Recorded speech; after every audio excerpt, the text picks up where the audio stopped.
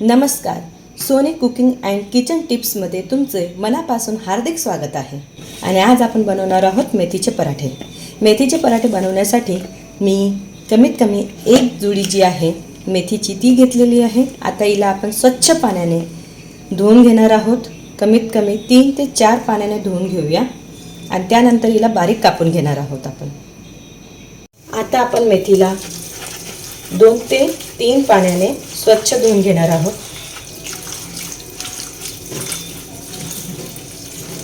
अशा प्रकारे आपल्याला ही मेथी जी आहे ती स्वच्छ धुवून घ्यायची आहे. मी या भांड्याने धुते. याच्यातून काय होतं, जे पण काही माती बिटी काही पण असेल ते अशा प्रकारे ती बाहेर निघून जाते. म्हणून मी या भांड्याचा उपयोग करते. तुम्ही एका पातेलीमध्ये पण घेऊन धुवू शकता. अशा प्रकारे आपण हिला 2-3 पाण्याने धुवून घेऊया. आता मेथी आपली स्वच्छ धुवून झालेली आहे. आता ह्या मेथीला आपण बारीक कापून घेऊया एका ताटामध्ये. आपल्याला अशी बारीक बारीक ही मेथी कापून घ्यायची आहे. मेथी जी आहे ती बारीक चिरून झालेली आहे. आता यामध्ये आपण 1 वाटी गव्हाचं पीठ, त्यानंतर 1 चमचा आपण याच्यामध्ये 1 ते 1.5 चम्मच सारखं याच्यात आपण चण्याचं पीठ घालणार आहोत.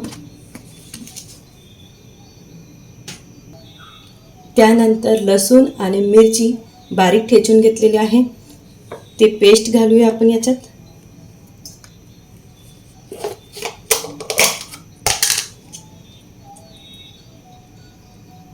एक चम्मच सारखे याच्यात आपण अद्रक पेस्ट घालूया.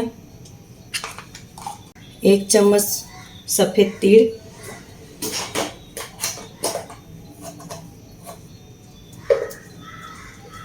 त्यानंतर ओवा घालूया. ओवा घालताना आपल्याला त्याला असं चुरून घ्यायचं आहे, त्याच्याने सुगंध खूप छान येतो. ओवा घातलेला आहेत. थोडी हिंग घालूया आपण.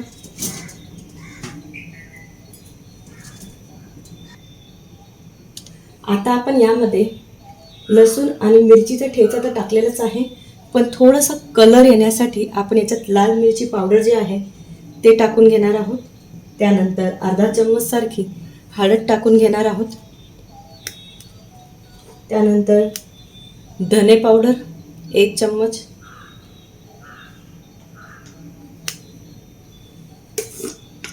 मीठ स्वादनुसार,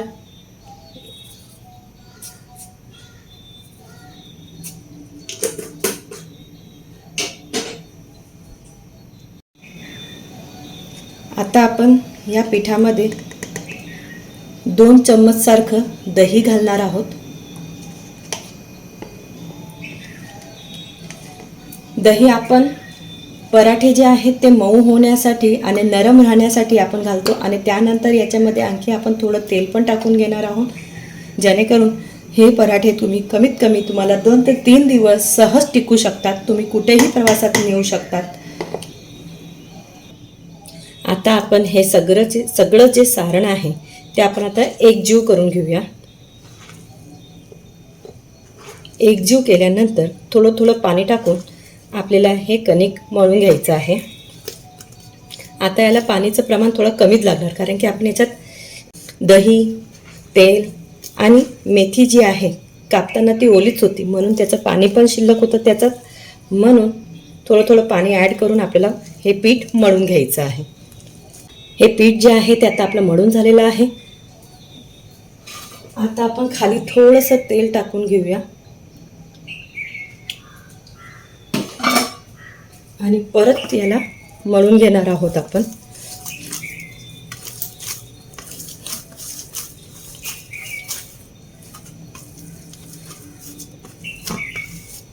आता याला आपण 10 मिनिटासाठी बाजूला ठेवून देऊया झाकून, आणि त्यानंतर आपण पराठे करायला घेऊया. आता याला रुमालने आपण झाकून 10 मिनिटासाठी बाजूला ठेवून घेणार आहोत. 10 मिनिटं झालेली आहेत. आता आपण परत या पिठाला एकजीव करून घेऊया आणि त्यानंतर असे छोटे छोटे गोळे करून घेऊया याचे. छोटे छोटे गोळे जर करून ठेवलेत तर आपला वेळ वाया जात नाही आणि लवकर पराठे बनतात. तर आपण ह्या प्रकारे छोटे छोटे गोळे तयार करून घेऊया. अशा प्रकारे आपण सगळे गोळे तयार करून घेतलेले आहेत. आता एका साईडला आपण तवा ठेवूया. एका साईडला आपण तवा ठेवून घेणार आहोत. तुम्ही बघू शकता की एका साईडला मी तवा ठेवलेला आहे गरम करायला. आता आपण हे पराठे लाटून घेऊया. आता आपण असे गोळे जे तयार केलेले आहेत ते गोळे आता आपण असं पिठात डीप करून लाटून घेणार आहोत.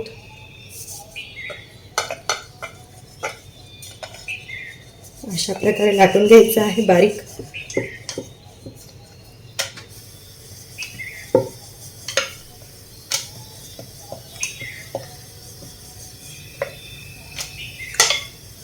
बघू शकता की आपला हा पराठा जो आहे तो तयार झालेला आहे. आता हा पराठा आपण तव्यात टाकून घेणार आहोत आणि हा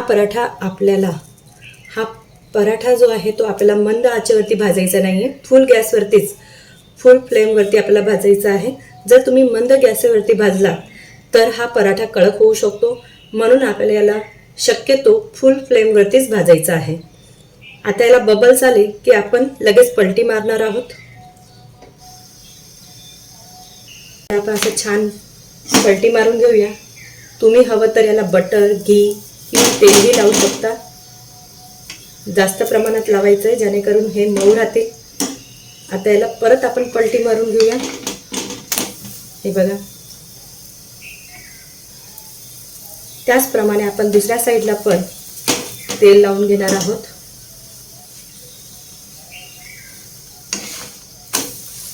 याला आपल्याला जास्त भाजायचं नाही. हा जास्तीत जास्त 1 मिनिटात भाजून होतो. जास्त वेळ लागत नाही याला भाजायला. हे बघू शकतात की आपला हा पराठा जो आहे तो तयार झालेला.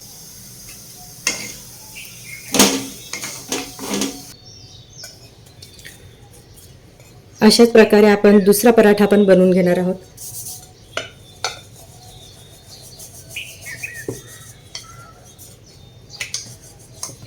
पीठ आपण 10 मिनिटं मुरून घेतलेले आहे. त्याच्यात दही आणि तेल टाकल्यामुळे पीठ पण एकदम मऊ आहे, म्हणून लाटायलाही एकदम सहज इझिली लाटले जात आहेत. आता परत आपण याला पण तव्यावरती टाकून घेणार आहोत. फुल फ्लेमवरती भाजून घेऊया. एका बाजूने तेल लावून घेतले आहे, त्याच प्रकारे आपण दुसऱ्या बाजूनेही त्याला तेल लावून घेणार आहोत.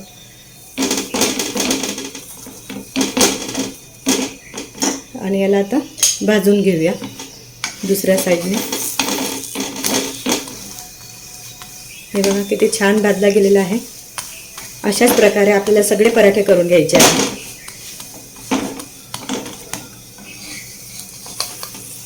हे बघा किती छान भाजला गेलेला आहे. अशा प्रकारे आपल्याला सगळे पराठे जे आहेत ते भाजून घ्यायचे आहेत. आपले हे मेथीचे पराठे जे आहेत ते तयार झालेले आहेत. तुम्ही बघू शकतात की किती असे मऊ, लुसलुशीत आणि दिसायलाही किती सुंदर दिसत आहे. आता हे पराठे तुम्ही शेंगदाण्याची चटणी आणि खोबरं लसूणची चटणी जी असते त्याच्यासोबतही खाऊ शकतात. जर कोणाला दहीसोबत आवडत असेल तर दहीसोबत पण खाऊ शकतात. हे पराठे पूर्ण दिवसभर, हे बघा किती सॉफ्ट आहेत, है ना. तर हे पराठे तुम्ही पूर्ण दिवसभर पण खाऊ शकतात. असंच नाही तर तुम्ही कुठे प्रवासात गेलात तर तुम्ही प्रवासात पण हे आरामाने 3 दिवसपर्यंत टिकू शकतात. प्रवासात पण तुम्ही छोट्याशा डब्यामध्ये, जसं की हे लसूण आणि खोबऱ्याची चटणी जी आहे ते तुम्ही कॅरी करू शकतात. त्याच्यासोबतही खाऊ शकतात. जर कोणाला लोणच्यासोबत पण खाऊ शकतात. जर तुम्हाला माझी ही रेसिपी आवडली असेल तर नक्कीच तिला लाईक करा, फॉलो करा, शेअर करा आणि सबस्क्राईब करायला विसरू नका आणि कमेंट करायलाही विसरू नका. धन्यवाद.